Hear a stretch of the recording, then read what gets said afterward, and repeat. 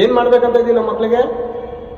ಮನೆಯಲ್ಲಿ ಕೂತಿರುವಾಗ school ಪಾಠಗಳ exam, homework, ದಾರಿ ನಡೆಯುವಾಗ ಟ್ಯೂಷನ್, ಮಲಗುವಾಗ 1 ಗಂಟೆ 12 ಗಂಟೆ 11 ಗಂಟೆಗೆ ಫುಲ್ಲು ಹೋಮ್ವರ್ಕ್ ಕ್ಲಿಯರ್ ಮಾಡಿರಬೇಕು. ಮಗನೇ ಬೈಬಲ್ ಓದ್ಬೇಡ, ನಿನ್ನ ಪರಲೋಕ ಕರ್ಕೋಗೋದು ಬೈಬಲ್ ಎಲ್ಲ ಕಣೋ.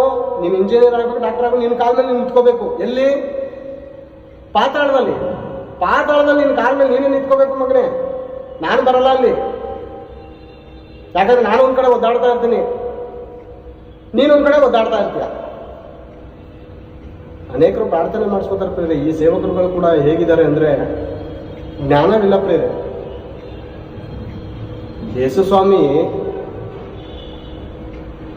ಬೆಳೆಯು ಬಹಳ, ಕೆಲಸದವರು ಕಡಿಮೆ, ಬೆಳೆಯ ಯಜಮಾನನನ್ನು ನಿನ್ನ ಕೆಲಸಕ್ಕೆ ಕೇಳು ಅಂತ ಯೇಸು ಸ್ವಾಮಿ ಹೇಳಿದ್ರೆ, ನಾವು ಯಾವ ಕೆಲಸದಲ್ಲಿ ಸೇರಿಸ್ಬೇಕಂತ ಇದೀವಿ ನಮ್ಮ ಮಕ್ಕಳಿಗೆ? ಡಾಕ್ಟರ್ ಕೆಲಸಕ್ಕೆ, ಇಂಜಿನಿಯರ್ ಕೆಲಸಕ್ಕೆ, ಪ್ರೊಫೆಸರ್ ಕೆಲಸಕ್ಕೆ, ಮೇಸ್ಟ್ರುಗಳು ಮಾಡೋದಕ್ಕೆ ಅಲ್ವಾ? ಅಲ್ಲಿ ದೇವ್ರು ನನ್ನ ಕೆಲಸದವ್ರಿಲ್ಲ ಕಣೋ.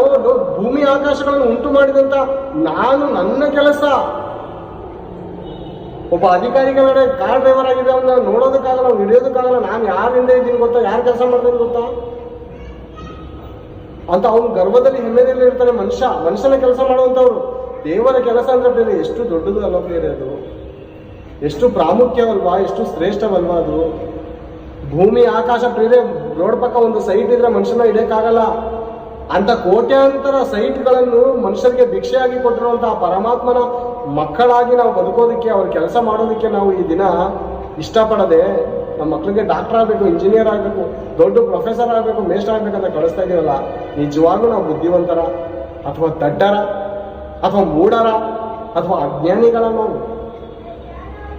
ಯಾವ ಜ್ಞಾನ ಗೊತ್ತಾ? ಅದು ಯಾವ ಜ್ಞಾನ ಕಲಿಯೋದಕ್ಕೆ ಹೋಗ್ತದೆ ಅಂತ ನಿಮ್ಗೆ ಗೊತ್ತಾ?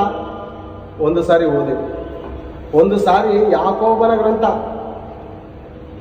ಯಾಕೋಬನು ಬರೆದ ಗ್ರಂಥ 3ನೇ ಅಧ್ಯಾಯ 15ನೇ ವಚನವನ್ನು ಒಂದು ಸಾರಿ ತೆಗೆದು ನೋಡೋಣ ಪ್ರಿಯರೇ. 15ನೇ ವಚನ. ಎಲ್ಲರೂ ಒಂದ್ಸರಿ ಸತ್ಯವೇದ ಗ್ರಂಥವನ್ನು ಓದಿರ್ತೀವಿ, ತೆಗೆದಿರಿ.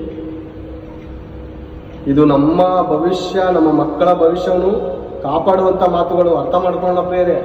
ಅಸಡ್ಡೆ ಮಾಡಬೇಡಿ, ಕೇರ್ಲೆಸ್ ಮಾಡಬೇಡಿ. ಗಿಳಿ ಪಂಚಾಂಗ ಹೇಳ್ತಾ ಇಲ್ಲ ಪ್ರಿಯರೇ ನಾನು ನಿಮ್ಮ ಹತ್ರ. ದೇವರು ನಿಮ್ಮನ್ನು ಆಶೀರ್ವದಿಸ್ತಾನೆ, ನೀವು ಹೇಗಾದ್ರೂ ಬದುಕಿ. ದೇವ್ರು ನಿಮ್ ರೋಗ ವಾಸ ಮಾಡ್ತಾನೆ, ನಿಮ್ಮ ಮನೆಯಲ್ಲೆಲ್ಲ ಖಜಾನೆ ತುಂಬ್ತಾನೆ ಅಂತ ನಾನು ಹೇಳಲ್ಲ.